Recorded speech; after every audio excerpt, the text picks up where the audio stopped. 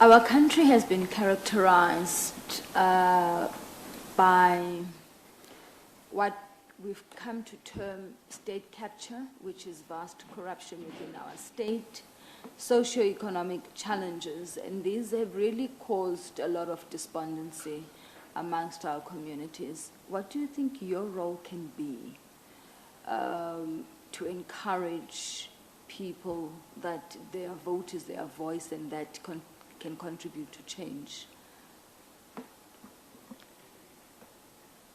Well, I think the sort of role would be more one of education. It would be more one of social sort of engagement and creating an understanding, especially amongst those that are more vulnerable. I think they are being left out of this mostly. And if you look at whether it's programs on TV and so on, there are too little that are being done at that level, from whether it is the media and so on. So I would think that an IEC that is more responsive would take social media a little bit more seriously, engage with it, and see how we could promote, because most of the challenges we have nowadays are actually created by social media too.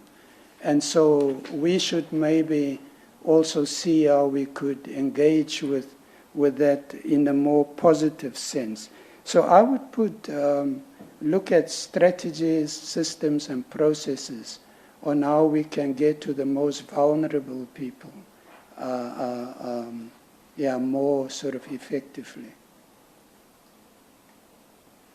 I see from your resume that you've got some highlights over the last 8 years, and amongst those is a launch of a cybersecurity academy. Now, what do you think is an innovation that the IEC requires that would make it more effective? Yeah, so I would, I've mentioned social media just now. So using this sort of platform, but also start to embrace what AI can sort of offer. You know, rather than running away from it, it's more to sort of engage with it, because it is a reality. It won't help us to run away from it. But looking at the potential that it is offering in maximizing, you know, on the mandate that you offer. And then to utilize the implementation, this whole notion that government now has in rolling out fiber and technology into especially rural schools that are vacant for most of the time. As this organization, we could maybe look at how we can utilize churches and schools in those areas a little bit more effectively, especially because most people are still challenged with access to sort of information. Thank you, CJ. That will be all from my side. Thank you. Advocacy, Pani? Thank you, CJ. Dr. Martin, you pointed out that the older generation actually feels out in terms of turning out to vote. What measures would you suggest if you were to be a commissioner at the IEC to particularly lure them back to voting? Since '94, there's been a 30% decline in voter turnout, you know, voter turnout as opposed to those who are registered. What measures would you put in place to lure them back, that generation that you identified? Yeah, so thank you for the question.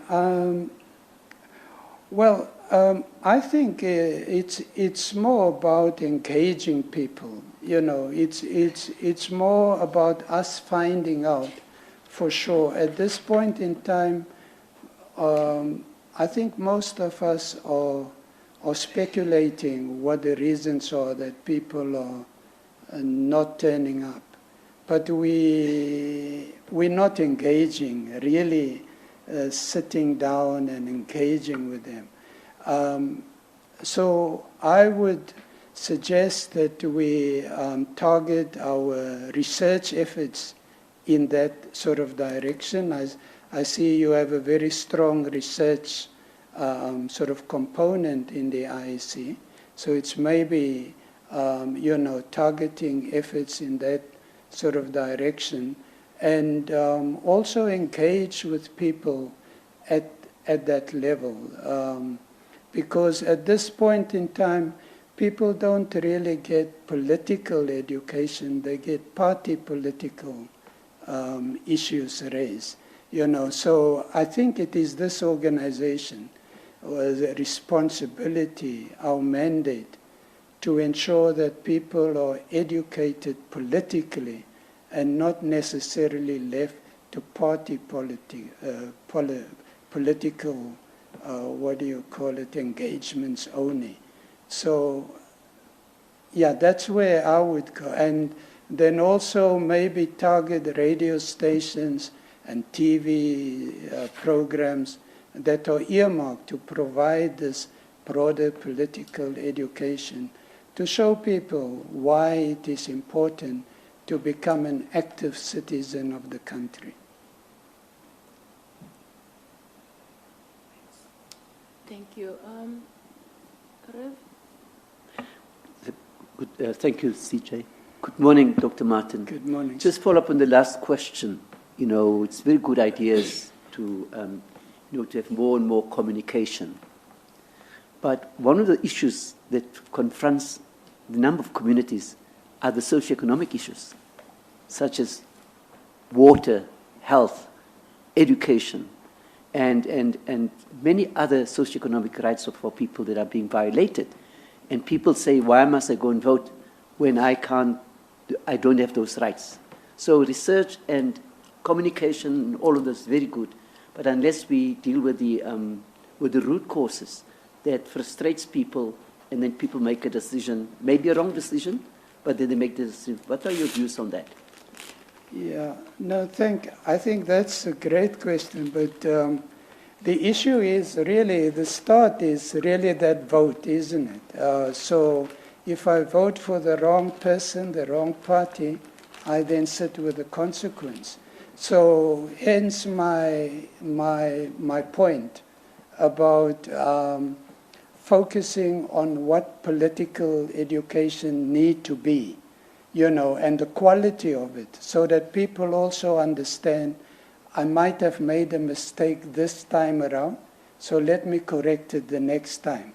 But they can only do so if they understand fully what power they have, and that the power doesn't necessarily lies in those that provide me with a T-shirt or a grocery bag, but that it is me holding them accountable, because it is me that has passed my vote to whoever I wanted to give it. So it is really about giving people confidence that, once I have given my vote, I also have the right to hold people accountable. I think it's one thing to say to people they have the right to vote, but then leave out the right to hold people accountable too. Thank you for that. Earlier on, in responding to the questions raised by the CJ, you made a point to say that the institution, which is the IEC, should be more relevant and impactful in executing their duty. They can do more. What do you mean by that, they can do more, and the relevancy? Yeah, well, it's what we have just spoken about. You can't be relevant. I might not have the right example in the IEC case, but at the university where I work, when we spoke about relevance, it's about targeting research that have an impact on the communities around us. And so if I use that same sort of analogy in here, it's about us. You said earlier the research just show certain things, but the research must lead to that change. So it can't just point to problems. It also needs to offer solutions. It needs to bring people together. Like if I do research with people, it's to go back to them and tell them, this is what we have found, and again engage them with what solutions they might have. So it's not just about filling our cabinets with research reports. So, and that engagement with people would then allow us to be more relevant and more sort of impactful as well. But it also is not only about the community, it's also about the political parties. They also need to feel that we are relevant as an institution and that we are impactful as well. So we also need to give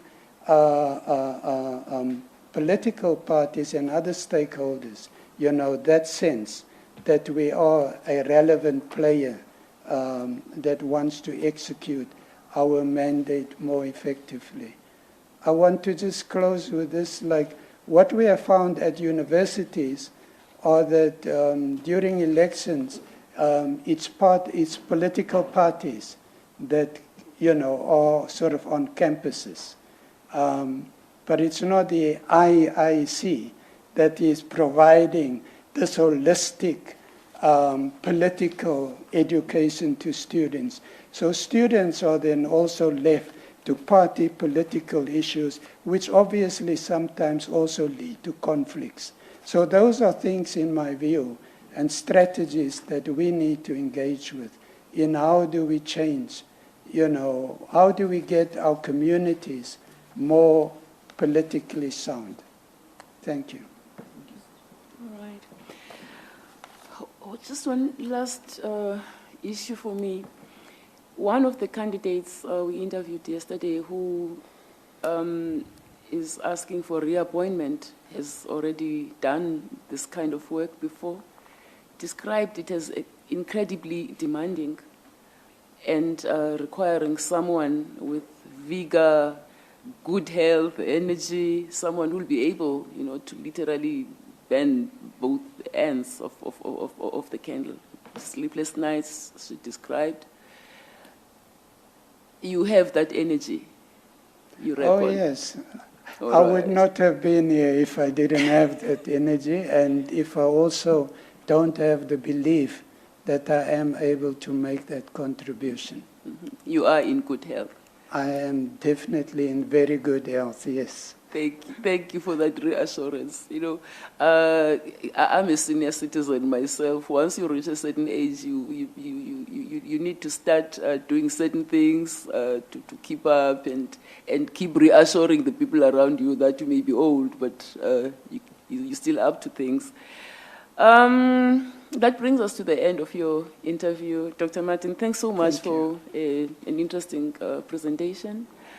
And thank you for making yourself available for this position. You will be advised in due course of the results. And unless there's something you want to raise with us. No. I just want to thank the panel and thank everybody for affording me the sort of opportunity to also, be part of the process. And thank you for allowing me also to give credibility to the process. Yes. Thank you. You're excused. Thank you.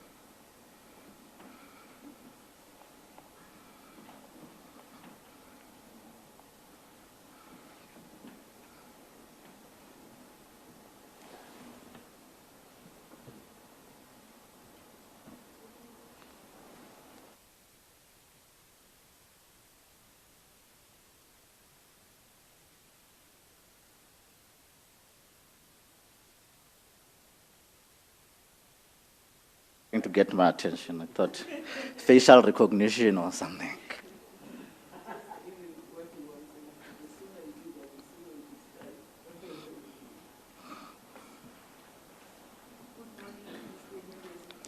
Good morning, Chairperson. I'm well, thanks. The day has come.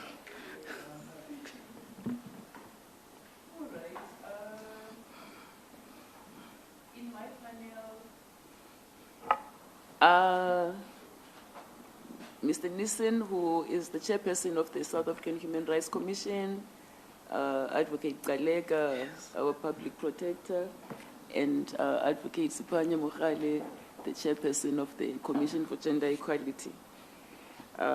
We will take turns conversing with you. It's a conversation. Thank you. Thank you. You are a South African citizen, according to your papers. That's correct. All right. Do you hold a high-profile position in a political party? No. Okay. I see that you are an alumnus of the University of the Western Cape. That's correct, and I still have a close association with that university.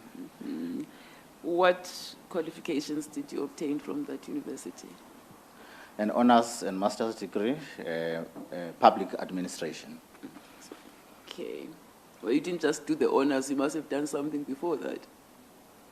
Yes, it was a BA. Yeah. Why are you selling yourself short? All right. It was a long journey, Chief Justice. Yes. All right. I want you to tell us what experience you have that makes you believe that you qualify for this position of Commissioner of the Electoral Commission. And whilst you do that, you may want to also give us your understanding of the mandate of that organization. Thank you, Chairperson. I'm somebody who's been involved in the election space for a long time, since the period of negotiations for the Constitution at CODESA, because as part of the student movement, we are part of those consultative processes. But in terms of street law, in terms of all those processes where the process was to canvass for public opinions and inputs into the process. But when it came to the elections, the first democratic elections, I was an election observer, and I have been an observer since. So in that role, it also has been about this thing of the Electoral Commission having the mandate to organize elections that are free and fair. So my interest is specifically in that area of free and fair elections, because it talks to the issue of behavioral science, the behavioral change of citizens, who now have to understand that we've got the Constitution, we've got the Bill of Rights that entrenches these rights, including the political rights, and we must educate people about the rights. Because one part of the human rights is about human rights education. You must know what your right is, you must know where to claim it, you must know how to claim it, and to the extent that over the years, the electoral laws and even the content and scope of the rights we're talking about have been given high definition. We constantly have to educate people about that, and that has been my area. More so at a leadership role, because I also happen to co-chair the National Coordinating Forum that brings together civic society and the Electoral Commission. It was with Commissioner Masuku and also worked with Commissioner Finga before that. And that platform helped in terms of civic society organizations your faith-based organizations, NGOs, CBOs, because when it comes to election time, that civic duty must be discharged. And the election and our democracy is not just a custodian of one institution, but us all. So I have been active in that space. All right. Just to be more specific, your CV describes you as a policy analyst, a researcher, human rights activist, political and economic commentator. And you have worked for a number of organizations, including, there's a number of them, independent newspapers as a reporter.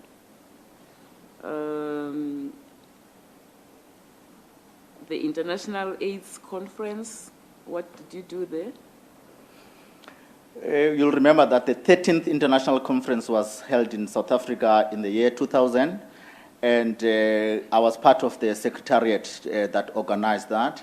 And one of the streams in the program was a community involvement. So you have your scientific streams in terms of medicine and all that, but you also have community involvement. And all of that, it gave me an insight in terms of how to ensure that human rights can be made real, even in terms of the political rights, because you have to consult with people, you have to talk about the health charter, you have to talk about a number of things. And in the election sphere, it has been about the Electoral Code of Conduct, to say we need to conduct ourselves in these ways, to respect our rights and the rights of others, and these are the prohibited conducts, and also to see how that devolves in terms of practicalizing it. For example, in the electoral field, you find that there would be something that says political parties must not encourage their supporters to wear T-shirts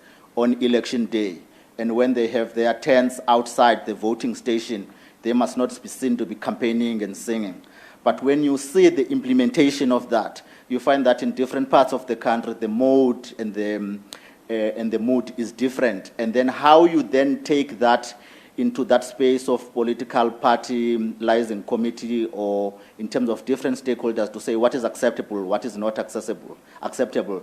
You then find that through implementation, you then find a true balance between what a formal written down regulation would say and how it is experienced by the people, and how we get a consensus in terms of what that is acceptable. All right. And you've worked for the U.S. Consulate as a political economic advisor? That's correct. And I continue to interact with the political election space there, because the diplomats and international observers would be interested in the elections, so you facilitate their interaction with the local players, and so they would come to observe, share the experience, but also the funding of civil society organizations in terms of that space, the exchange programs where you get community grassroots leaders, but also even the high-level ones, to go to the US, the universities or the institutions, to learn about these issues of democracy and work with the foundations like maybe the Carter Center. And when they come back and you see how they use that experience to benefit South Africa's democracy, it becomes something gratifying. So I'm saying, in terms of my CV, even when I was at that space, it didn't interrupt my involvement with the elections and the facilitation of enjoyment of political rights. Mm-hmm. And you once more had an opportunity to be involved with the World AIDS program as a schools project coordinator for Dance for Life? That's correct. Working with the youth? That's correct. It's the United Nations program on HIV/AIDS. It will involve UNDP, World Health Organizations, and the likes.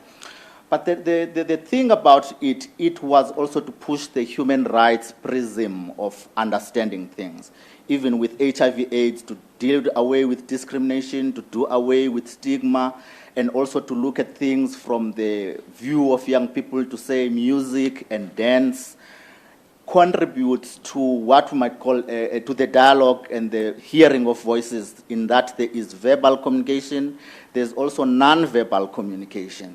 So in trying to use that artistic and creative medium to convey the message, it became important. It dovetailed with what we used to see in the early days of democracy education on TV, the wonke wonke, and all the dramas, as a way of saying, these are your rights, this is how to enjoy them, this is why it's important for us to vote. And so to the extent that human rights are mutually reinforcing, even in a health setting, you deal with that. It also gave me something to do with compassion, in the sense that HIV/AIDS ravaged a lot of communities. We would find child-headed households, you'll find orphans and vulnerable children. So when it comes to ensuring that their rights are looked after, you have to have that compassion and understanding that society must provide for the vulnerable ones. And so even in the electoral space, to the extent that the right to free and fair elections, it belongs to all South Africans, to children, to prisoners, to even those who don't vote. We then need to emphasize that, so that the political parties, candidates, and others do not just think that this is all about them. It's because the right to free and fair elections extends to all citizens, even to non-voters, because the government that comes out of the process is the government of everyone, the ones who vote and the ones who didn't vote. So when you try to, I talk about behavioral change, behavior modification, when you try to get people to get the consensus, to get a buy-in, you also have to remind them about issues that are just bigger than themselves. To say, in as much as you are here to deal with this process about this section and about the election, but you must also understand that this is bigger than yourself. And throughout all of that, working with young people at that level, and mostly also at university, it told me a lot of things, because now we have NDP Vision 2030, and I think with these elections and this 7-year term, it's taking us beyond that that point of 2030, where we're talking about Generation Z, the born frees. How they've interacted with elections tells us as an older generation that things are changing, and this is how to accommodate that. And to the extent that by 2030, we will have a majority of those young people, or a significant number of those young people who are born frees and Gen Z, not only participating as voters as they would have been inducted in the early years when they turned 18, but also as candidates, because we now see that they are at a point where they are becoming decision makers. And to the extent that they will be entering the scene in a critical mass at that level, it's going to break a glass ceiling that we have experienced in the past, coming from elections that are conducted by liberation movements, the nostalgia of that history of fighting for liberation, and then now you have young people who have a distant memory of that because they were involved in a distant way, and then having to work with that. And also just the issue about young people now, their decisions and the influence they take from social media, from anywhere but outside the household, it makes the things different, because in the past we were influenced by our grandparents and the elders in our household in terms of how we interact with the political system, who to vote for and how to vote. But the young people are influenced by social media and other external sources of information. And so to practicalize what the commission is about, what the enjoyment of political rights is about, is going to change significantly. It is changing significantly. And we need to understand that, particularly at a point where we say Section 19 is about making political choices. And some of those political choices we didn't so much canvass from the beginning, because in the health sector, you talk about the issue of condoms and what? You say abstain, be faithful, condomize. In the interpretation and expression of the content and scope of Section 19, we see that it says Section 19 is about every citizen has a right to make a political choice. And then it goes down to list what those choices might entail. Forming a party, canvassing for a party, or campaigning for a cause. To the extent that political parties are but a part of the puzzle, is something that is taking us to think differently about this thing, that it looks like going forward, we will continue to have less and less role of political parties in our system, and that will be supported by an interpretation of Section 19 that says the first choice, political choice you make, is that you want to form a party or not, you want to canvass for a party or not, or canvass for a cause, which you can do outside of the political party, and hence it is welcome that we have independent candidates. I like the way you managed to weave in your vision for this position with, with your past experiences. Okay. You had a long stint as a National Advocacy Program Manager at Black Sash. What exactly did that entail? Making human rights real, advocating for that.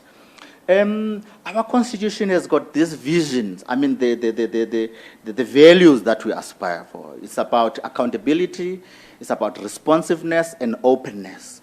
At the beginning of our democracy, we voted for our political parties, and the political parties were put there because, for a reason. We couldn't go the route of an independent candidates or a one that emphasizes individuals.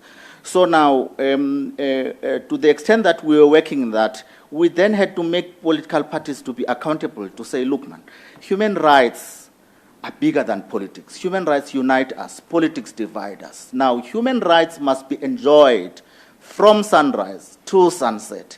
You cannot say we've built, like with the example of housing, we've built the infrastructure for toilets, but the houses are not there. Or we've built toilets, houses, but the toilets are not there. All these departments must work together to make sure full enjoyment of human rights. So at Black Sash, the strength of the organization and the sector is that it works with paralegals. You have community offices in communities where people walk in with their problems. How can I access my grant? How can I deal with my employer who's chased me away? How can I deal with my disability grant because of injuries, road accident, you name it, and COIDA? So we worked through the process to ensure the legislative reform, and that's where also my strength is, legislative reform, to say Parliament, to make sure that Section 21, for example, on socioeconomic rights is real. This is how we should work out things. Let us ensure that the legislation is reformed.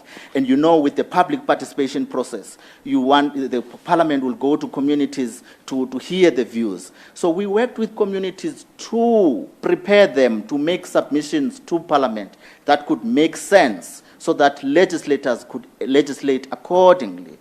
And then with regulations, you have your legislation, and then the minister must make regulations.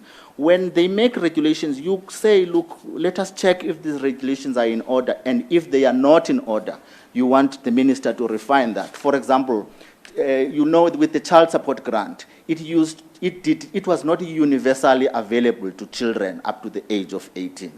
It used to be 13 years, and then during the budget speech, it would say, oh, we'll increase it to 14 years, and that created a lot of problems because there were children who were supposed to get the grant, but they were falling off because they turned 13 or 14 at the beginning of that calendar year, and they fell off, and so now the budget speech says, now it will be 14 years, then they must go and enroll again. It was a tedious process. So my role and my contribution there was also to say the regulations must allow for a minister of religion, a priest, to sign an affidavit and say, look, this child belongs here and they must get a support grant. Because we found that children do not necessarily live, a number of children in South Africa don't live with their biological parents. They live with grannies, and sometimes they carry different surnames. So how do you enroll them onto the system?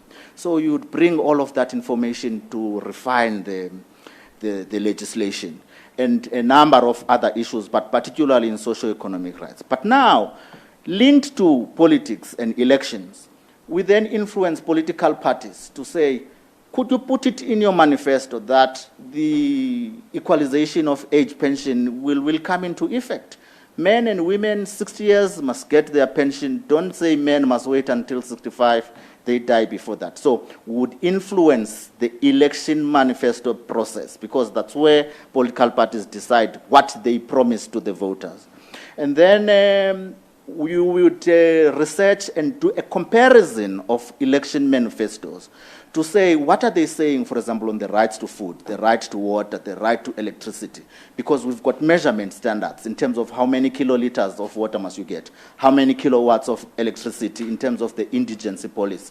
And then we would give that information to voters to say, did you know that out of these parties, so-and-so is saying this, so-and-so is not saying this. So when you go and interact with them during elections, you must ask them about these things. And when you make your mark, you must make an informed decision in terms of what is it that they are promising, because once they get elected, it is the things that we will want to hold them accountable on. So it did work well with the CHAP support grant, because the political parties in their manifestos, they supported the process. It worked well with the equalization of pension and the likes. So there was also a dividend in interacting with political parties at that level from the Black session. Okay. And that took you to your current position as a researcher and policy analyst consultant for these various bodies, Center for Legal Integration in Africa, University of the Western Cape, your alma mater. That's what you meant by saying you still keep in touch with them. Center for Law and Society, UCT, DGRU, and the Election Monitoring Network, of which you are also a board member, and that's since 2013. All right. So what experience have you garnered from all this? Just in a nutshell, I know I've asked you this before, I just want you to just concisely describe it, that you would infuse into this job. Well, it would be about being a people's person. Elections about taking rational decision using your mind, but they are also taking about an emotional decision using your heart. So you must connect those two in terms of the Electoral Commission being relatable, in terms of the work that it needs to do, in terms of the people that it needs to bring into the party. Working in those, whether it is legislative reform, whether it is about voter education, about those rights, and whether it's about dispute resolution, it integrates because of the work that I've done. And because we are now in this phase of electoral reform, whether it's about party funding, whether it's about inclusion of independent candidates, or whether it's about the reform of the electoral system. So I would be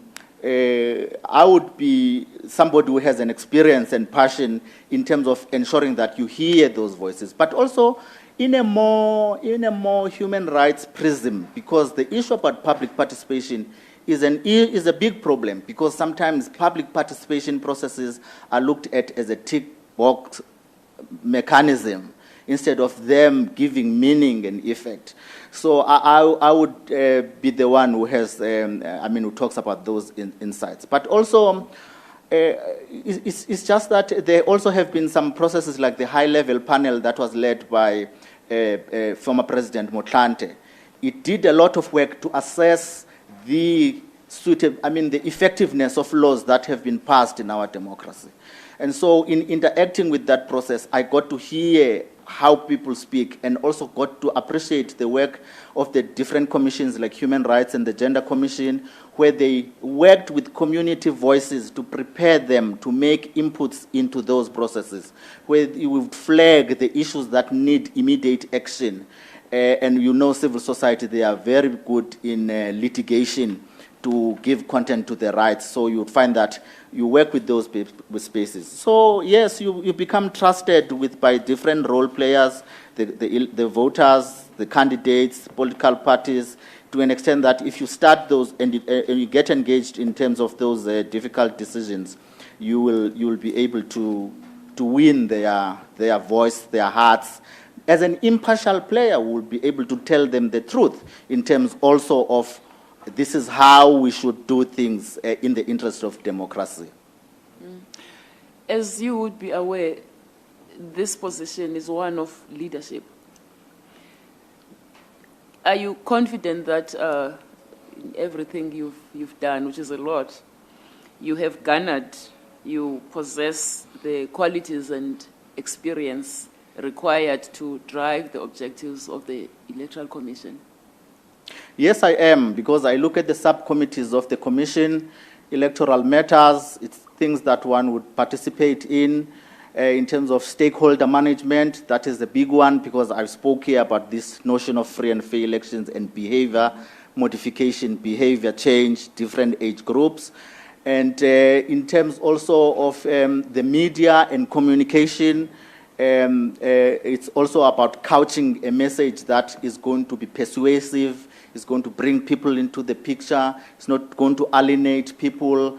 And also, I am also saying that because I have been working closely with the Electoral Commission and the stakeholders in elections, including on security issues, because we know that this issue of the right, that some things that militate against exercise of political rights is the issue of violence, is the issue of the violation of the Electoral Code of Conduct. So I have also had to implement and prove my skills, leadership skills, in situations where you have to enforce the Electoral Code of Conduct, where you have to deal with people and bring them into order, call them into order. And that is why you would find that maybe, for example, during election day, you go to volatile stations where you get deployed is volatile stations. I often vote during special votes, so that on election day, I am in areas that we call hotspots, no-go areas. And then you then communicate with the leaders, said, could you please ensure that this does not happen? People who are blocking the access to the IEC, because of late, what has been problematic is that the anger of the people has been directed towards the IEC, something we've never seen before. We know about intra-party politics conflict, inter-party conflict, and so on.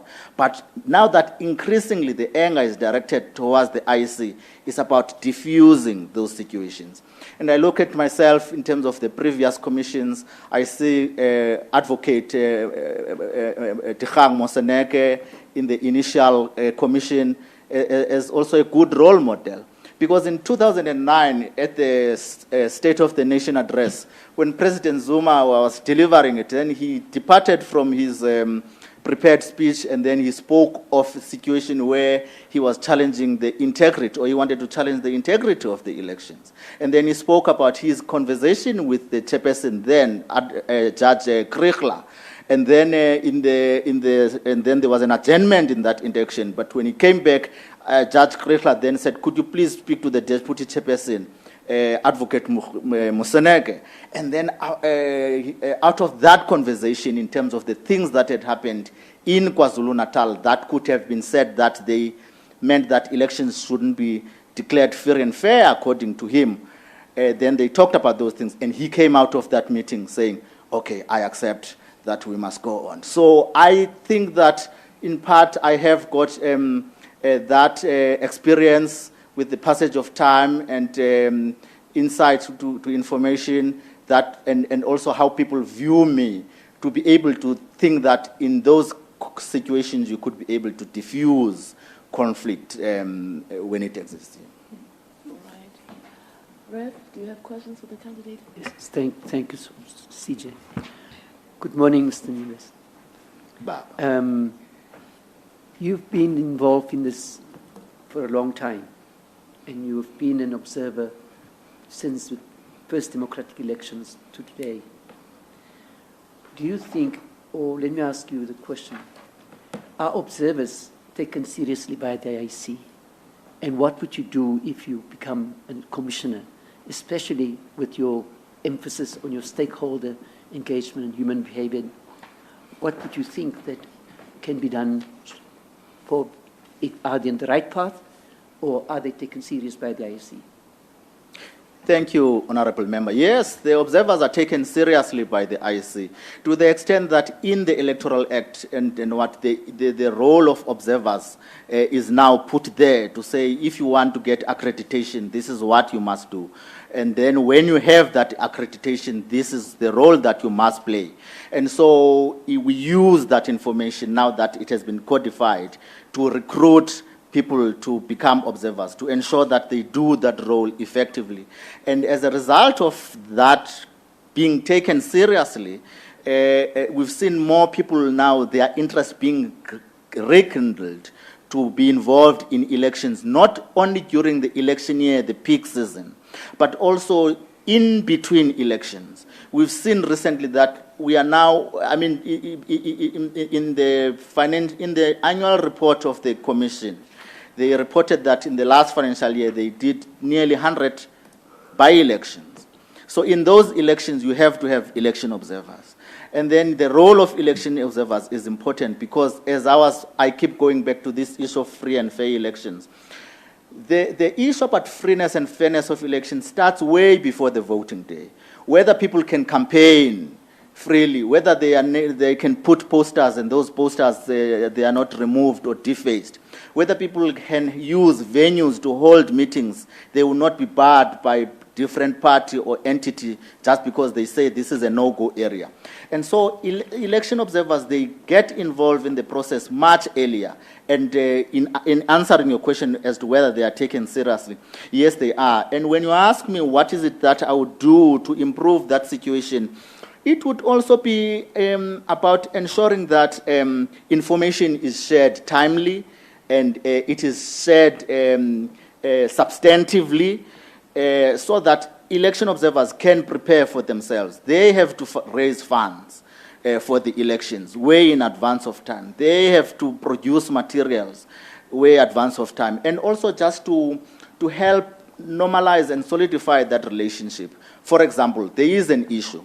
The IEC gives election observers the apparel that they must wear when they do election observation so that they are visible, marked observer. And it's written in law how it should look like, the letters and what, and to be standard. But now, the current one has got an IEC logo in it. And it's a point of contention because election observers now say, hey, when we go to these voting stations, people are frustrated. When we walk in, they think that we are from the IEC. Then they also start pouring out their frustration on us with the expectation that we are from the IEC and we're going to intervene. And yet, as observers, that is not our role. So now there is a talk that, no, man, next time the apparel should not have the IEC name because observers also look at the IEC to see if it's doing its job well. So those are some of the things that would need to be ironed out as part of a continuing relationship. And I think that it's something that will take us somewhere. Okay. Advocate? Thank you. I've got quite a few questions.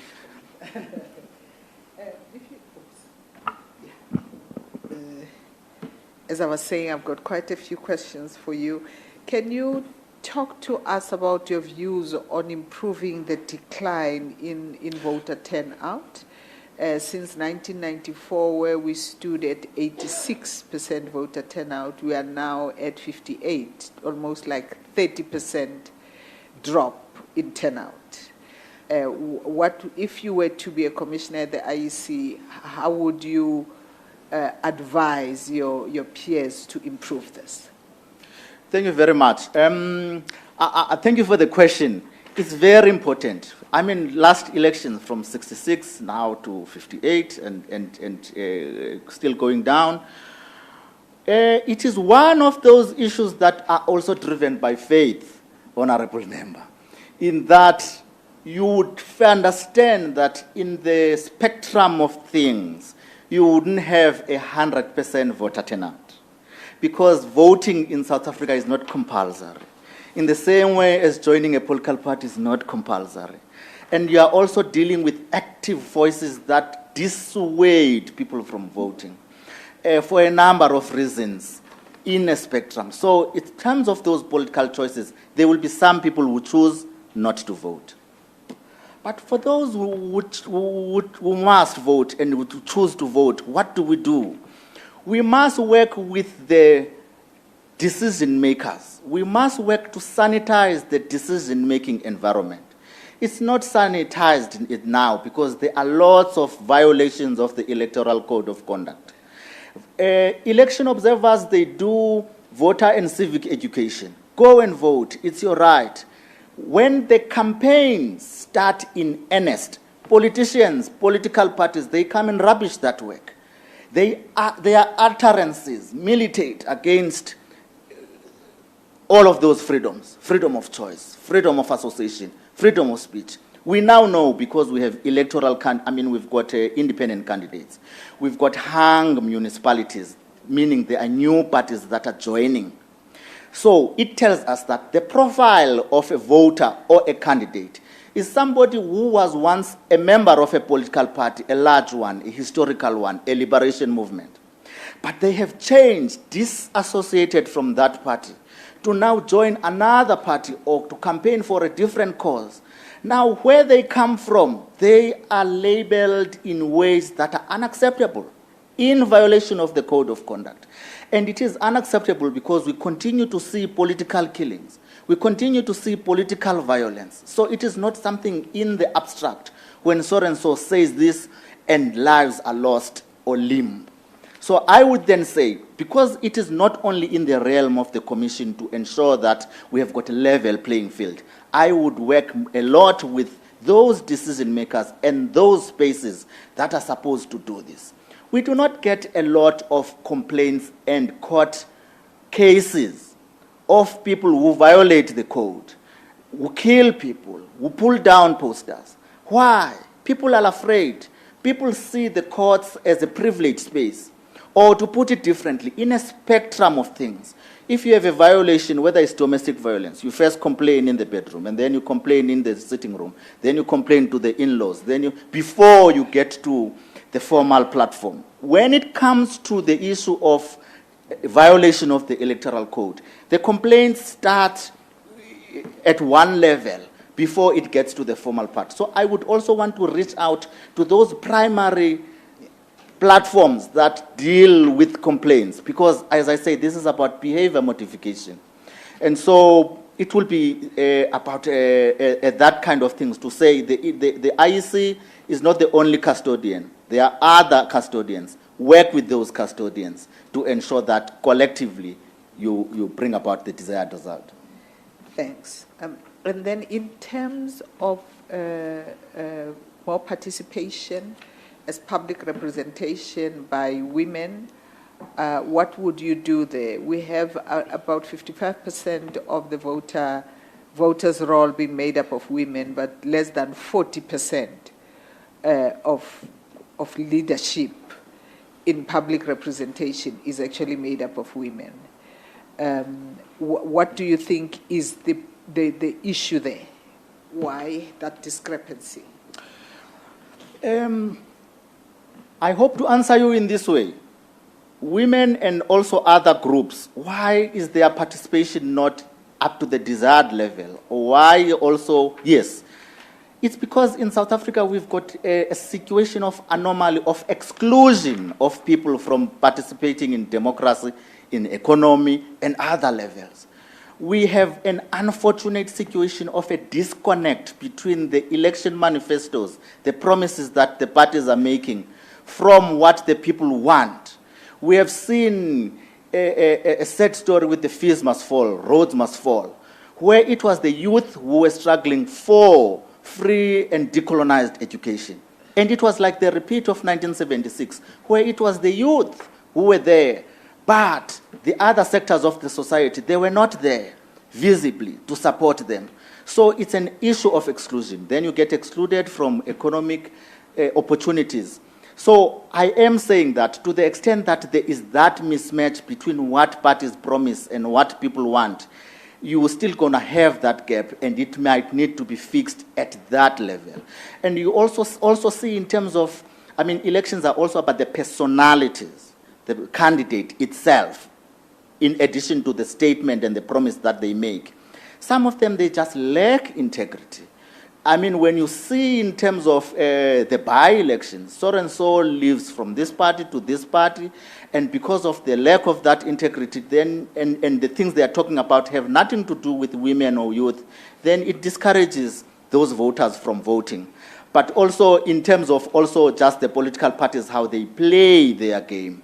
Because now in these young municipalities, you now see that so-and-so campaigns and say, we don't want to work with this party, they've made things wrong, but when they are voted, when they form that council, they work with that party. There's nothing wrong with that, but the voters do not like it. So I would then want to say, you would then map out cycles and say, okay, to change this, the input you need must be at this level. And then if it is at your level as a commission, then you can influence it. If it is at another level, then you bring to the attention of the people who are actors at that level. Just one last one. Yeah, CJ. Chairperson, if you don't mind, there was a thing that I wanted to also put in. You talk about, the question was about women and this issue about voter participation, the turnout and all. There is also an issue about people with disabilities.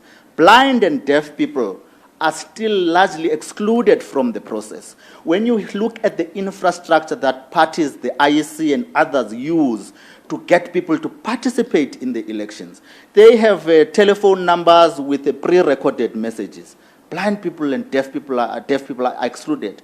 They have a prompt thing, so a lot of technology that's there to interface with the voters excludes blind. Now that sign language is an official language, it means that we need to make sure that it is integral part of that, and the accommodation we make for people with disabilities and special needs must be the one that tells us that in most cases there will be no one size fits all.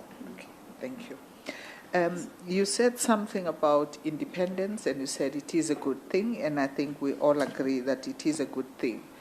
What measures would you put in place to ensure, as you said, there's violence in some areas, there's safety, but how would you elevate them to be able to compete at the level of political parties, or maybe even be visible or be an institution that is taken as seriously as political parties? Would the women and... No, independence. Of? The people who would be standing as independent candidates. Oh, thank you very much. Independent candidates. Thank you very much. Chairperson, there are things that we can work out practical. Elections cost money. Democracy costs money. We must speak to the municipal councils and other government departments. The halls, the community halls and what, the cost charge must not be exuberant. And you see that at the low spectrum of engagement and the facilities, built environment, and on the other side, the big stadium, City of Cape Town Stadium, the World Cup Stadium, so-and-so cannot use it to demonstrate that just because the municipality, what they are charging. We should have a code of practice that says, if you are it's election time and you want to use a facility for the purpose of election, this is the minimum fee or nominal fee that you must pay, so that everybody has a chance to access those. And then we also need to have also this situation about posters and what. You know, it was very sad, one municipality, in fact in Stellenbosch, I must mention it, they pulled down the posters of a rival political party. They claim that they were put there unlawfully. Now imagine for that candidate, that party, it costs money to print and put those things up. If you have a quarrel with those, why can't you contact that party and say, how come your posters are there? Why would you pull them down? It makes a situation bad.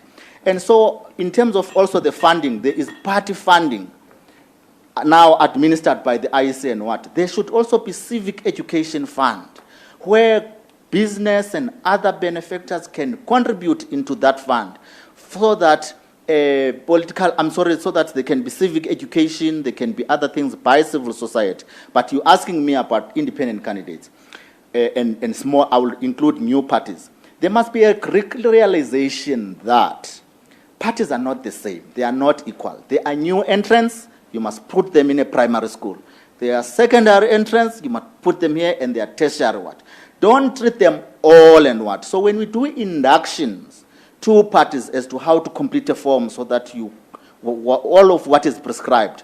When it comes to first-time participants, we must give them that pediatric treatment. We must give them that because they are first-time entrants. And I think if you make that accommodation as part of human rights education, you will then avoid these issues where when it's an election at the results center to announce elections, you get parties going to the stage to toy there just because they are dissatisfied about something they could have been made to understand in the initial process. Thank you. CJ, just one last question. You said something about being a people's person. You always work to become trusted. And you said you want the voices and the hearts of the people to reflect in your work. How would you do this in the IEC against the backdrop of Section 1812 of the Constitution that talks about independence, that all C9s have got to be independent?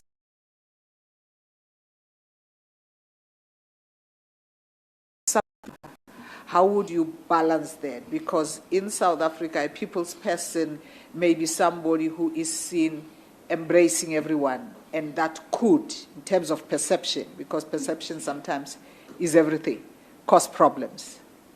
The voices and hearts and emotions of some people sometimes are not necessarily what an institution such as the IEC is supposed to embrace in that way, but rather factual aspects. How then would you balance your feelings with 1812?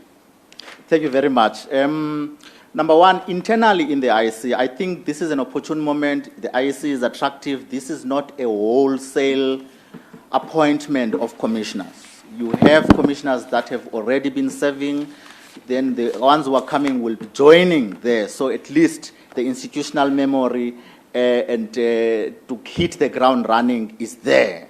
And to the extent that you need to be collegial, other people, you've seen how they get stressed when it's peak time and all that. You would also want to be that pair of hands that is say, how can I help you?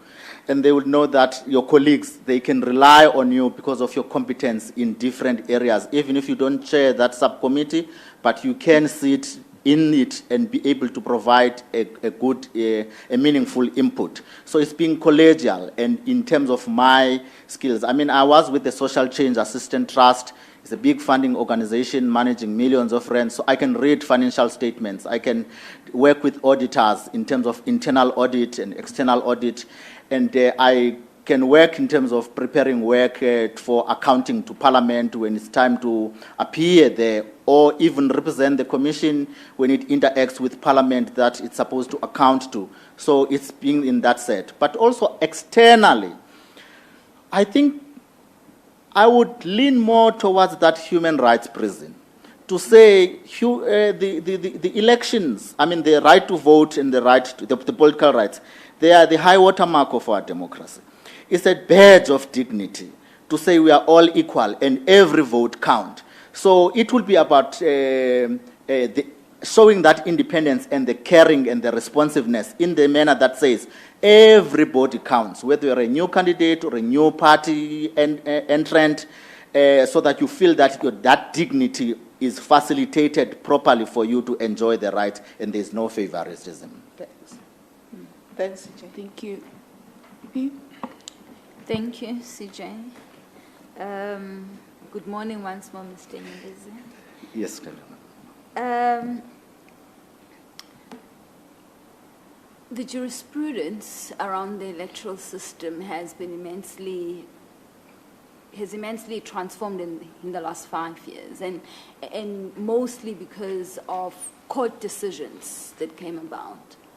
Now, when voters vote, they vote for the next 5 years. They vote for the future.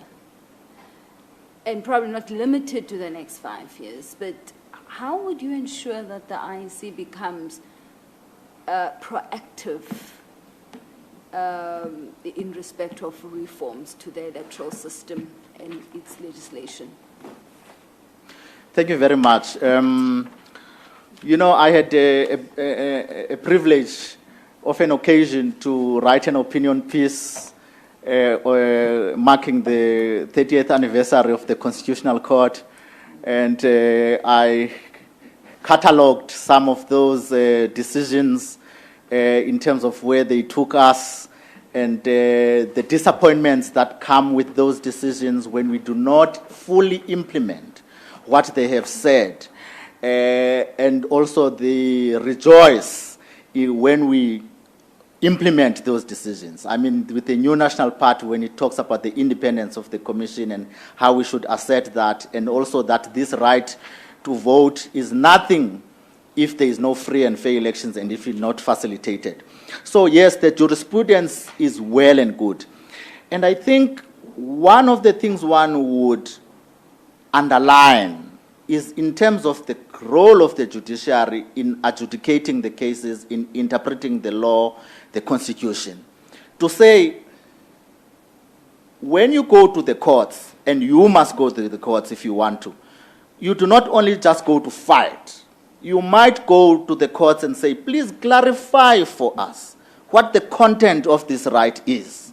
And it could be that we don't know it, or we are not certain, or there are different versions, but which one should we go with?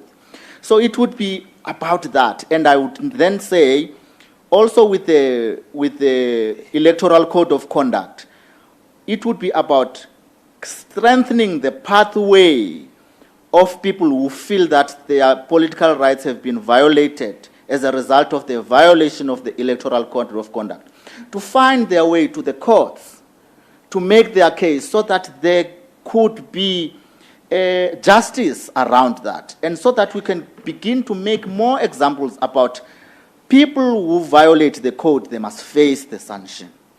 They must, whatever the penalties are provided for, we must begin to do that. And so this is an interesting period. For example, the things that one would look at is to do with this thing about the Electoral Commission managing the political fund. And when there are complaints that people who are using funds, basically their lifestyle audit, the political parties, they are spending more than they have declared, then the commission must get in. I also think that that is one area that must be outside of the commission, because it's going to bring a lot of problems. And I am glad that it's not just about my opinion. There are symposiums in process. There are processes to get public opinion, and the people who have an interest will ventilate that. But if you ask me in terms of my role, it would be about saying those kind of things that say, no, maybe this one must be outside of the commission. But also in terms of instilling in the parties, in the candidates, in the different players, that compliance with these provisions should not just be a formal exercise. It should be an exercise that we live in our human rights culture for accountability, for responsiveness, and for openness. Because we know that the interaction between money and politics is the one that has put us in a lot of problems.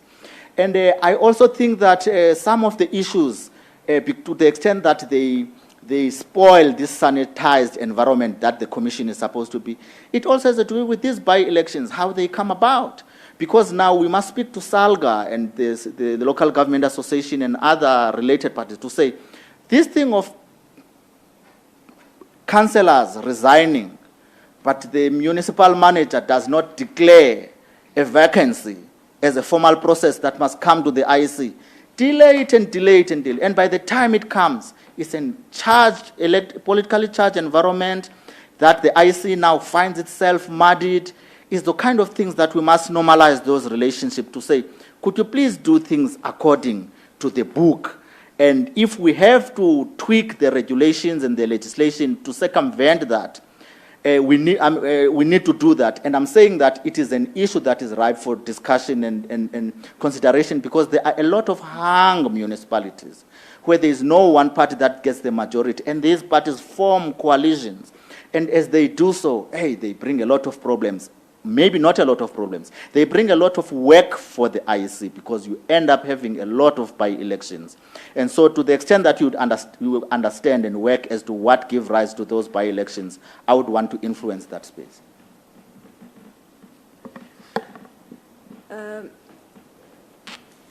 Earlier on, you mentioned the development around independent candidates for both provincial and national elections. How would you suggest that there's some sort of balance or equality, compared to candidates who come from political parties? And the second part of my question, do you think that the playing field not being leveled in respect of independent candidates and political parties, does it threaten free and fair elections? It definitely does threaten free and fair elections, because in all democracies, including ours, political rights, the right to stand for public office, the right to vote, they are governed by mainly two sets of institutional and regulations in terms of party processes of candidate nomination, as well as the national laws, electoral laws.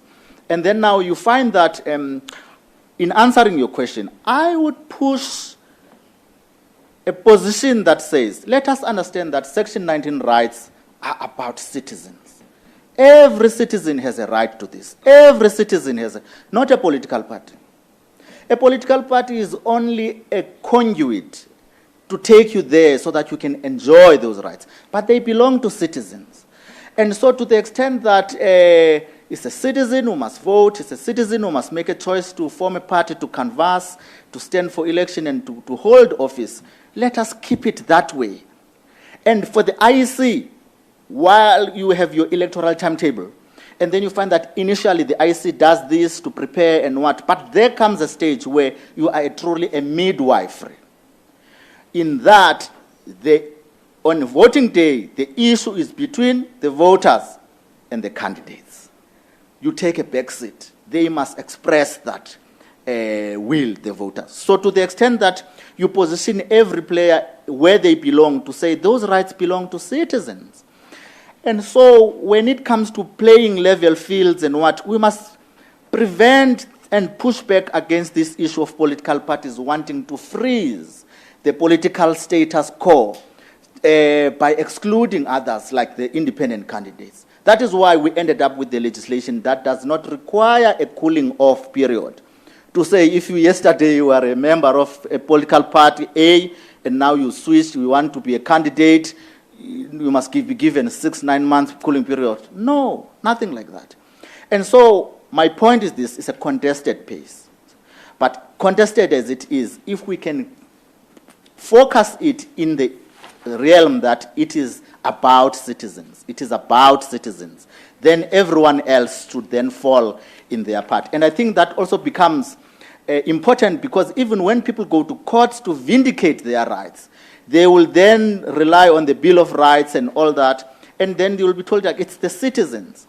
So in as much as political parties can help us to enjoy the rights collectively in terms of freedom of association and freedom of speech, but it's about citizens. And when people say, what if it's a waste of money to bring more candidates? What if it is more expensive? You then say, look, it's the voters who must determine. It's the voters who must determine who is allowed in and who is not. And that is why also within the Electoral Act, there is a process to object to candidates who are not suitable. And if the citizens can use that space effectively, it will take us there. But nobody should be disqualified. What means do you think are necessary as part of a collaborative work to bring confidence and certainty in the democratic process?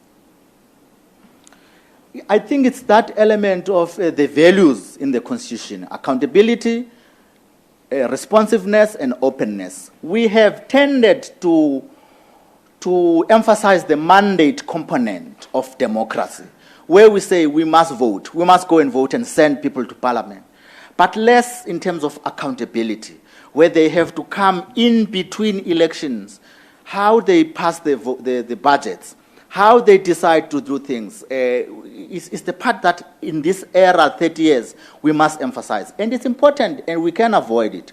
We have seen that the voters are empowered to do a lot, to act, to speak on their feet. The scenario is this: cross-border municipalities. The parliament goes to Matatiele, Merafong, Vunani, decide where should this municipality belong, KwaZulu-Natal, Eastern Cape. And it goes there because they said they want to improve service delivery. Then the people they listen to say, no, we want to remain in this province. We want to remain in this province just because of service delivery. Then you get a contradiction there. Parliament comes, they want to move the municipality because they want to improve service delivery. Citizens say, we want to stay here because we want to ensure that there is service delivery. Then, when Parliament, from those public hearings, parliamentarians go back to Parliament, they pass a law that shifts, that is against the will of the people.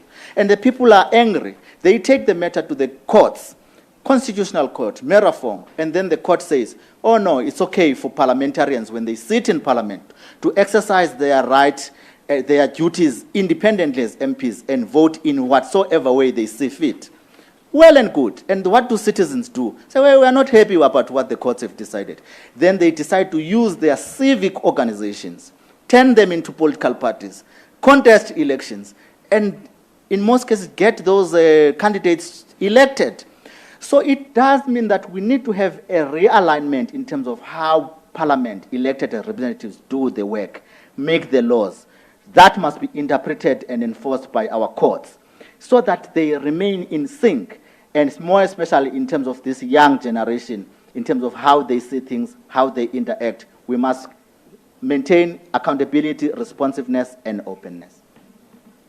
And lastly, from my side, you stated that you've been an elections observer since the first democratic elections. Have you written any report with recommendations to date? Yes, I have. Mainly, number one, when Parliament seeks to amend legislation, would make public submissions in Parliament with respect to that piece of legislation. But also... Just to know, so you have?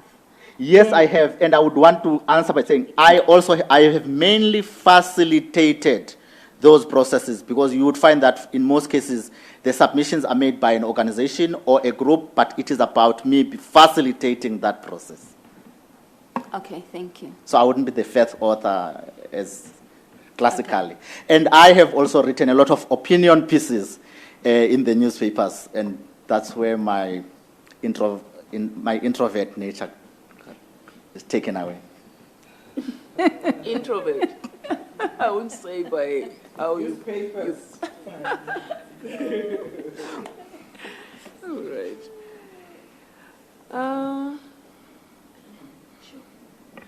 Thank you. Once again, good morning. You talk about behavior modifications, and earlier on you also mentioned the blind or the sight challenged and the hearing and speech challenge. Would you encourage a special voter education for those vulnerable groups, and also, for example, in hospitals and other institutions? Yes, I would, Honorable Member. The good thing is that there are measures, there are efforts to reach out to those groups. They are not enough. So it wouldn't be reinventing the wheel, it would be about reinforcing what exists. And doing so, guided by that human rights prison, that the right to franchise is a symbol of dignity, it's a badge of equality.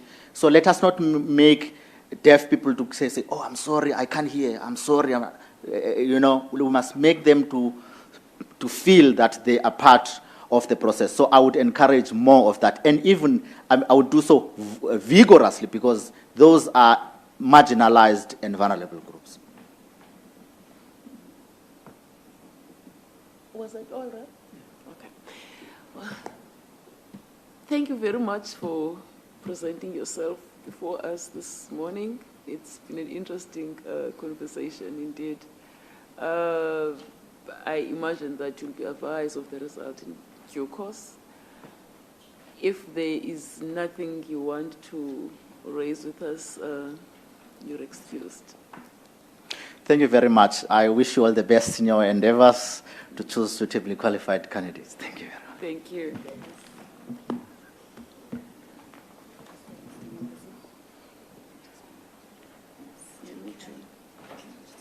Okay, we're going to take a quick comfort break, just 5 minutes. Don't call the candidate just yet.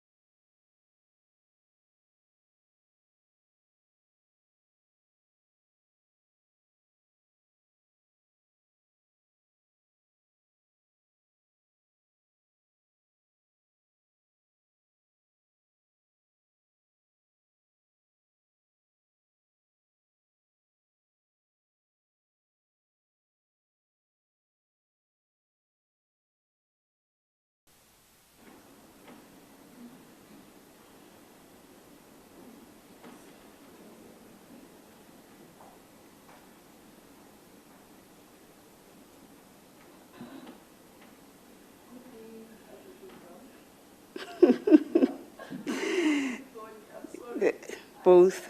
It works.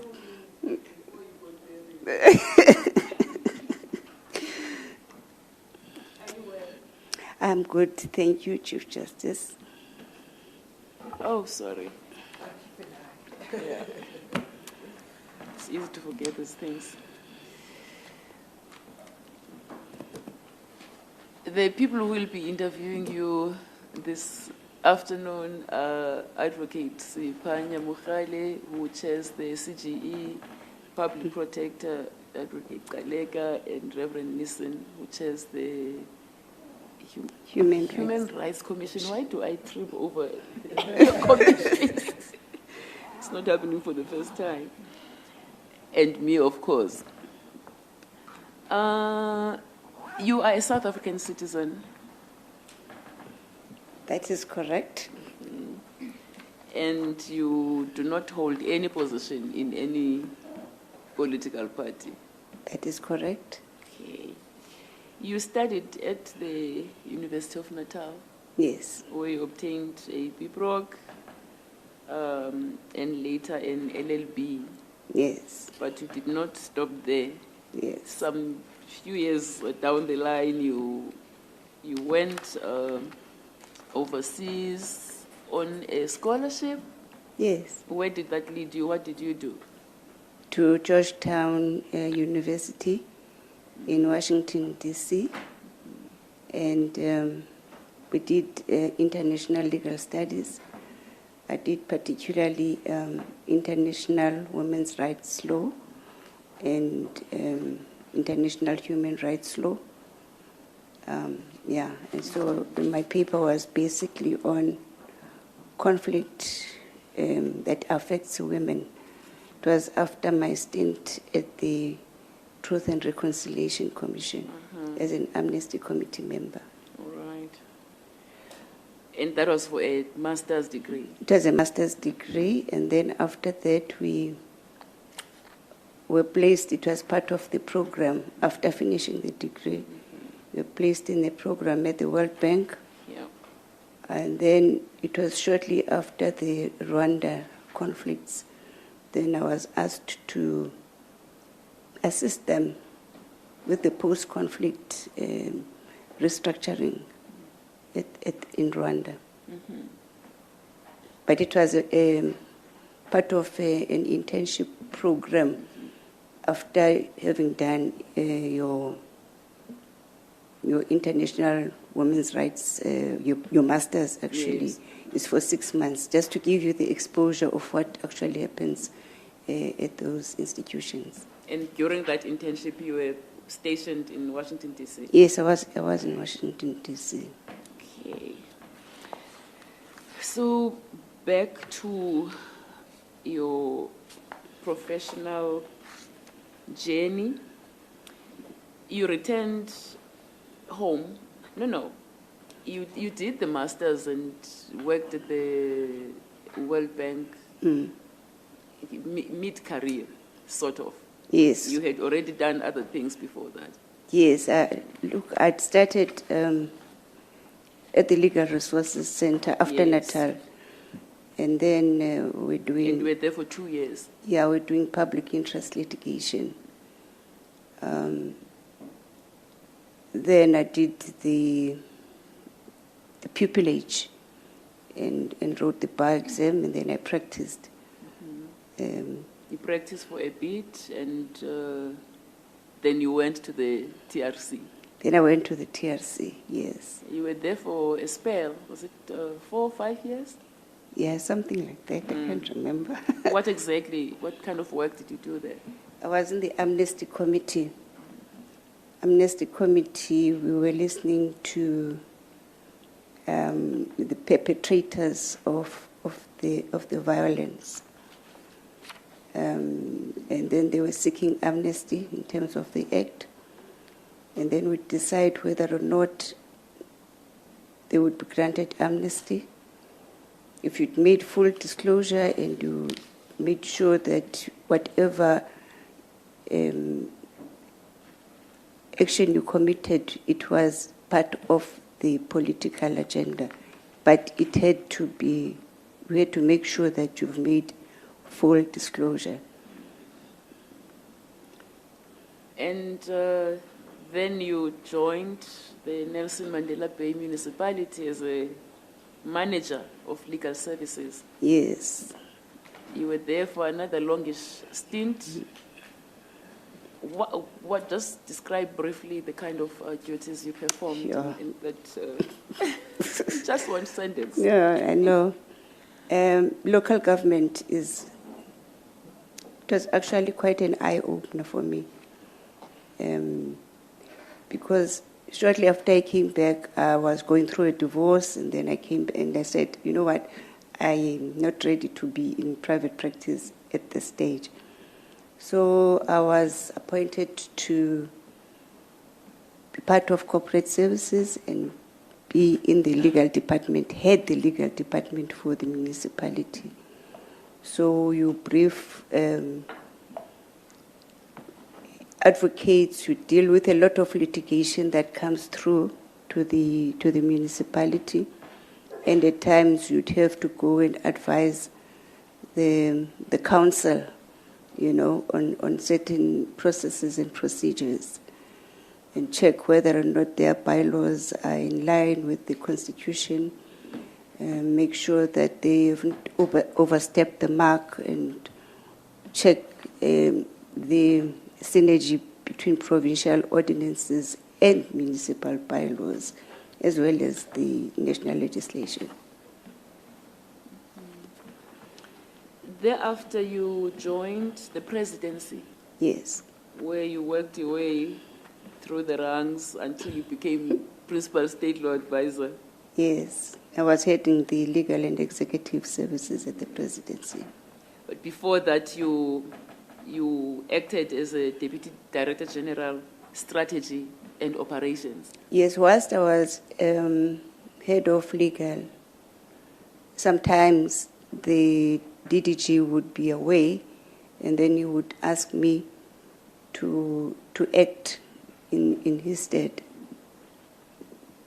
So it was part of it's just an acting position whilst you are still head of legal in the presidency. You were in the presidency for a long time. Yes. A little more than 10 years. I think so. Until you retired. Until I retired, yes. When did you retire? When I turned 65. And what do you do to keep busy now? I'm serving on boards. I'm serving on it's not appearing on my CV. I think I omitted to update the CV, which is something I will do. I've been serving on the FinTech board, which is furniture manufacturing. And then I'm also serving on GEMS board. GEMS, the medical aid for public servants. As part of that, part of the internal audit subcommittee, also serve on the human resources and remuneration committee. Also serve on the fraud, waste and abuse, which is the risk and compliance committee at GEMS. Right. You've had involvement with the Rape Crisis Center. Actually, you were the founding member of that center in Port Elizabeth. In Port Elizabeth. Now. Yes, in Gqeberha. Yeah, actually, we were a group of people who were working at the Legal Resources Center. The Legal Resources Center was on the second floor, and then it was myself, Sureshni Mudlia, if you remember her, Rebecca T, she was also there, and we got a whole group of other women because we realized that people needed assistance. It was just part of the stint of our public interest litigation, but we set up the Rape Crisis Center. And it was up and running until when we left, as people leave. And then they had problems with funding as an NGO. But it was linked, very closely linked to the Rape Crisis Center in Cape Town. We would assist people with writing down of statements, actually help them go to court and see that they've got good prosecutors there in the criminal trials. We tried to stop this thing of people being afraid of coming up with of reporting the rape and feeling that they don't have any assistance, So we're trying to dispel that notion. Right. What experience do you think you have gained from everything you've done career-wise that would qualify you for the position you now seek? And whilst you tell us that, you can perhaps explain as well what you understand the role of the Electoral Commission to be.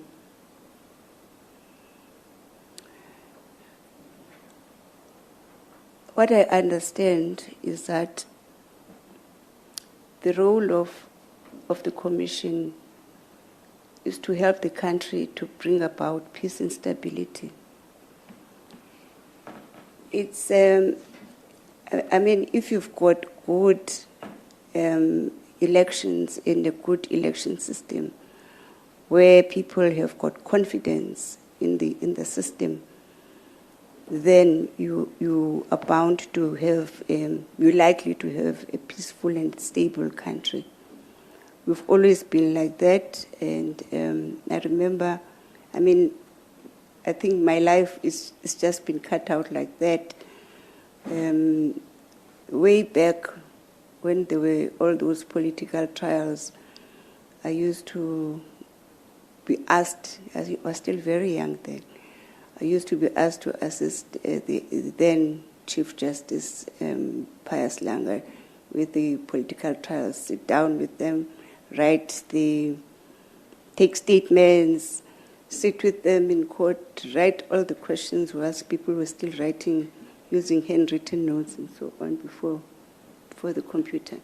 So my life has been, I've always treasured political stability, peace, fairness, and justice for the people of this country. Have you identified any challenges, areas that require improvement in the Commission? Yes, we have. Yeah, look, as a citizen of this country, we've seen the decline, from the time of 1994, the first elections, and the decline in the voter turnout. It is actually worrying why people are not voting, but I do understand as an outsider from the Commission itself. The youth, voter apathy, people lacking confidence in the outcome of the elections. So that thing worries me. It worries me because this may lead to a very, very, very unstable country. I've watched the American system where you find that people can vote Democrats at another level, and then if you put up a good candidate as a Republican in local government, then they would vote for the Republican. So for me, that was an indication of a more mature democracy. And I think one of the things that make people to be not want to vote or voter apathy. It's because people are saying the politicians come to us when they want votes, and then when we vote them in, they don't do anything, they don't come to us, they leave everything, they use the money and so on. So it's lack of trust of the people that people have voted into power, you know. And I think what the Commission could do is to maybe, as part of the voter education system, is to also emphasize that it's important to vote for the right people so that you don't come back and say, we voted you in and then you're not coming back and then we don't want you, and then there's all sorts of infighting and so on. We saw that yesterday in Tembisa when the mayor wanted to increase the electricity tariffs and then people started protesting. Then it means that there's something wrong with the communication between the community and the political heads. Those are some of the things. And at times you'd find in the media, shortly after elections, they'd take photos of the ballot papers having been thrown away in the street, and then people are sort of doubting the outcome of the election. And it's like the public doesn't have confidence in the system if you are going to be taking ballot papers and throwing them away, because it means that those ballot papers were not counted. Those are some of the things that I can think of at the top of my head. You have applied for this position on a full-time basis? No, I changed it to be a part-time basis. Okay. Yes. So I was going to ask if you'll be able to juggle all these responsibilities, taking into account The GEMS board. yes, the other things you do. All right. All right. I'm going to hand over to my colleagues to put questions to you. Advocate Sipani? Thank you, Ms. Sigoti. The CJ has taken my first question. I was going to ask, how would you be willing to resign if you were to be appointed? And if you're going to be part-time, of the other boards that you sit on, which one would you be able to relinquish? You don't have to say, but would you be open to the idea of cutting down? Yes. Yeah, so that you're more effective. Okay. Yes. Then my second question is, you were saying people lack confidence in the outcome. What would you do if you were to come into the commission to ensure that that confidence is propped up? It's a difficult one. But, you know, I think as commissioners, part-time or full-time, your duty is to be of assistance to the Chief Electoral Officer, because he's the one who's holding the fort in the administration. We here as for the oversight and governance and making sure that the strategy is followed. But what I think, if you were to look into policies around voter education and reaching out to the areas which where you find that there is lack of response from the people, whether it be the rural areas and the youth particularly. And I've seen that the youth, the Commission wants to use digitized methods of reaching out to the youth. That in itself may have its own problems, but it's important to reach out and to actually teach people that it's important that who you choose or who you elect must be a person that is going to be capable and accountable to the community. So voter education, I think it needs to start quite early. I believe we're having elections next year, the municipal. elections, which is 2026. So I think it's voter education and the media going out there telling people that this is going to happen and trying to reach out to the people.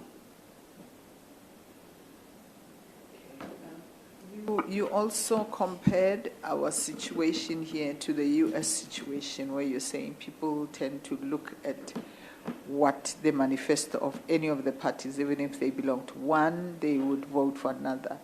But when you look at our situation, we have had, I don't know how many elections now, there has never been violence. The outcomes have been accepted. Yes. That's the first thing. Secondly, in the last elections, we had close to 300, actually above 300 parties that were actually contesting the elections. And our Concord confirmed the legitimacy of independence as people who can actually stand and run for leadership. How then would you say that is not mature enough versus a country that has got mainly just two parties for many, many years, and the rest always fall by the wayside? Yeah, but then because we've got so many parties, then the whole system gets fragmented. And then it's easy for those parties to dissipate, and in one moment they are here and next moment the party is not here, and there's lack of accountability. So I think, I'm not saying people can't have independence or you can't have as many political parties as you would like, but what I've seen is that some people at municipal level now are beginning to do that, of voting one party in local government and another party at a national government. So people are no longer, from what I have observed, I think maybe I'm bringing in a new perspective here, people are no longer feeling confined to a particular party or having that kind of party loyalty. So I don't know, maybe we are getting there bit by bit.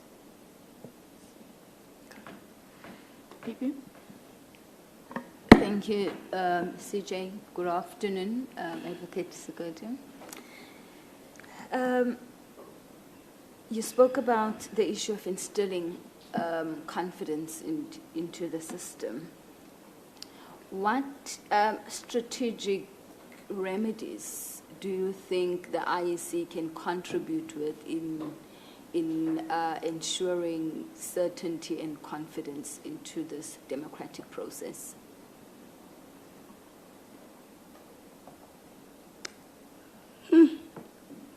Asking difficult questions today. Yeah, but I think, firstly, it's reaching out to the people. Voter education, I think, is one of the important ones. Media, reaching out through the media.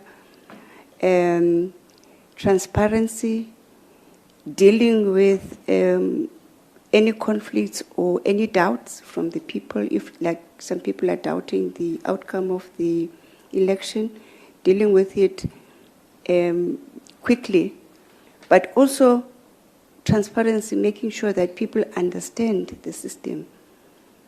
People just go and vote and they don't actually know how the votes are being counted and so on. Well, people, the political party people will be there, but people on the street, I've just cast my vote and then they leave. And then, you know, yes, I know people go there and it's watched on TV. But I think we still need to do much more on that.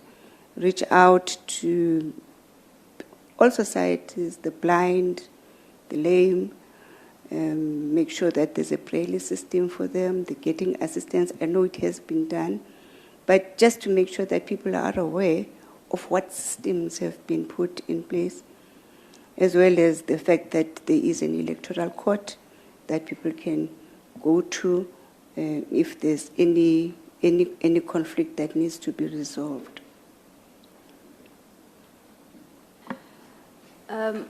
We've seen an evolution of our elections outcome since 2016 of multi-party governance from local government. And when it then took place at the national and provincial government level last year, people were fairly shocked. Do you think the IEC is doing enough to educate people on the evolution of democracies around the world? And what do you think should be done? I don't think it's enough. I myself, sitting here, have not seen enough of it. So you can imagine for other people who don't have access to smartphones and all that, that it could well be that they are not aware. And maybe we need to do even more of that from the IEC perspective. What do you think should be done? Digitization, I think, should be, although there are risks linked to it. Cybercrime, hacking of the information, misinformation and disinformation. It's a new word, actually, that I've actually learned these days, the word disinformation and the distinction between misinformation and disinformation. And I've learned that there is another one, it's called malinformation. I had a good laugh on that. But, I mean, making sure that there is no, you need to reach out. The times have moved. The society has become digitized. Everybody's got a well, most people have got phones. So I think we need to make use of that space. Lastly, from my side, do you believe that the IEC has a role to play in vibrant and participatory governance by citizens? And if it has, how would it benefit the IEC? I'm not sure if I understand your question. If the IEC has got a role to play in governance. Yes, in ensuring vibrant and participatory governance by citizens in the country. Yes, I think so. I think so. Like I'm saying, I think I'm a good advocate for voter education. And I think that is so key to making sure that people choose the right people who are going to govern them. Look at what is happening in Gauteng. We've had, I don't know how many mayors changing, chopping and changing. And I think that leads to instability. Nothing can ever get done properly. But if people are coming out to vote and then they vote for the correct candidates that are going to deliver, then I think we can have a more stable outcome. Thank you. Thank you, Pipi. Thank you, CJ. Good afternoon, Mr. Godi. You have made an important point which may, I don't know what is meant by it when you say that the IEC should be encourage people to vote for the right people. Yeah. Isn't that going to affect the independence of the IEC? No. All I'm saying is during it shouldn't, and there is a way that it shouldn't. What we need to do is to say to the people, when you vote, make sure that the candidate that you are voting for is a candidate who's going to deliver for you. If it's in a municipality and you want to have a ward councillor, you can't just choose somebody because the person is a friend. You must make sure that that person has got the capacity.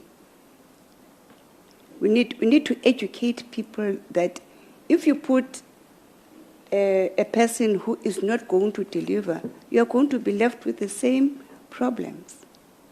I'm not saying you are saying we must canvass people and so on. I'm saying it's important to say whoever you put out there must be a person with capability, who's going to take the country forward.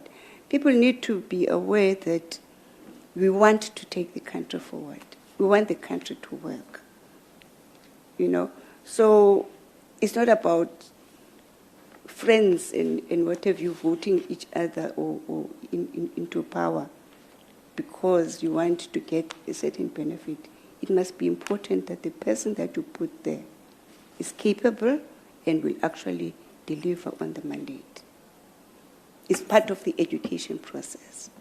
Thank you so much. In other words, you're saying use your vote responsibly. There? Use your vote responsibly. Yes. The second thing, you know, your concerns about the dire political, economic, and social climate in South Africa, and you've emphasized stability. Are you concerned about it? Yes. That it can influence future, you know, future voting patterns or?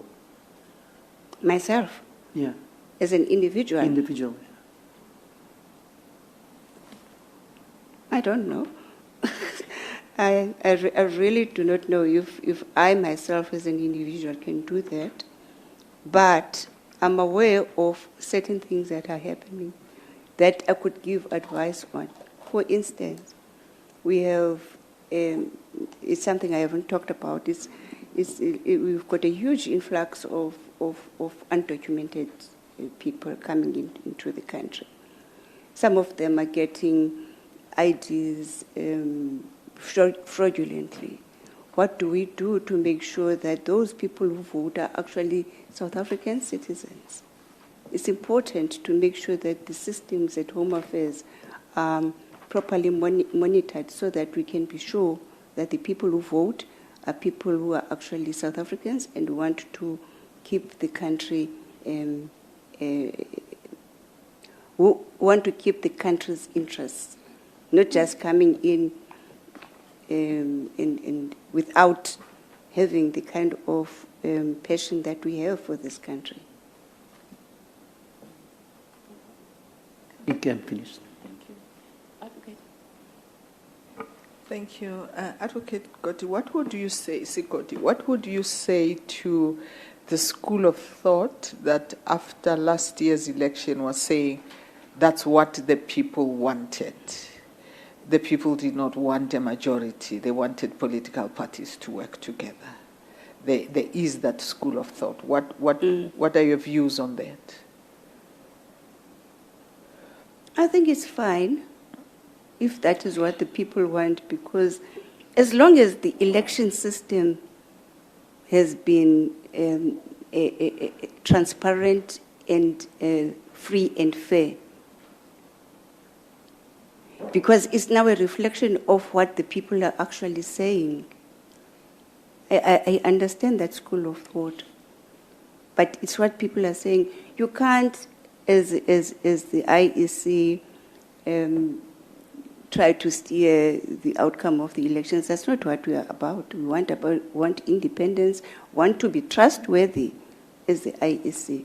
The results that come out must be a true reflection of what the people want. I agree with that. That will be all. Thanks. I'm going to ask you a question I've asked the other candidates, the other older candidates in my age group. And I ask it because one of the candidates we had yesterday, who is currently a commissioner, just 1 second.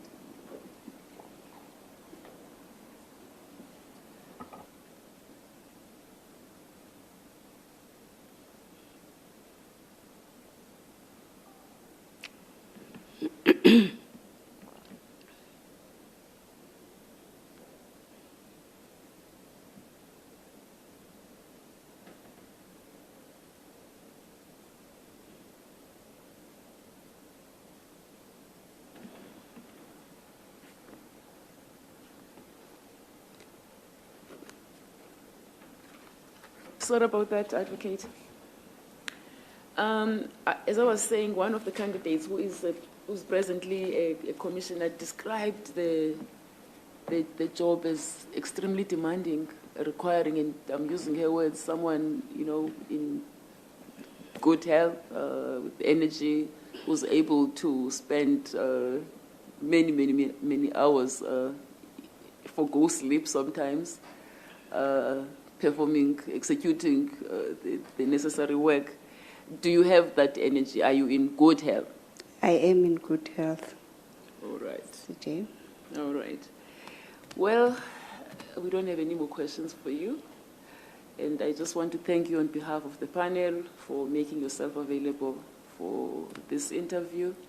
Wish you all the best. Unless there's anything you want to raise with us, you're excused. Okay. Thank you very much. Just to say that I'm always used to being on that side, interviewing people. Now this time when it's myself having to be interviewed, it's a bit daunting, but it's fine. Never easy. All right. No, thank you very much, Advocate. You're excused. Okay, thank you very much.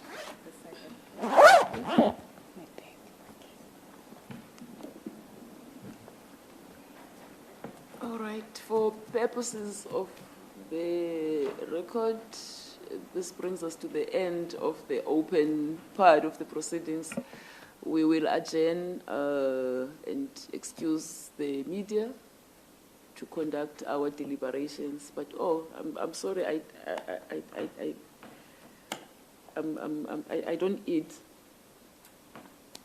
When do we take lunch? Or tea? Do you want to break? After the deliberations will be fine. Okay, so we can carry on. All right. So we will adjourn momentarily to give the media and whoever else should not be in the room when we deliberate privately to leave.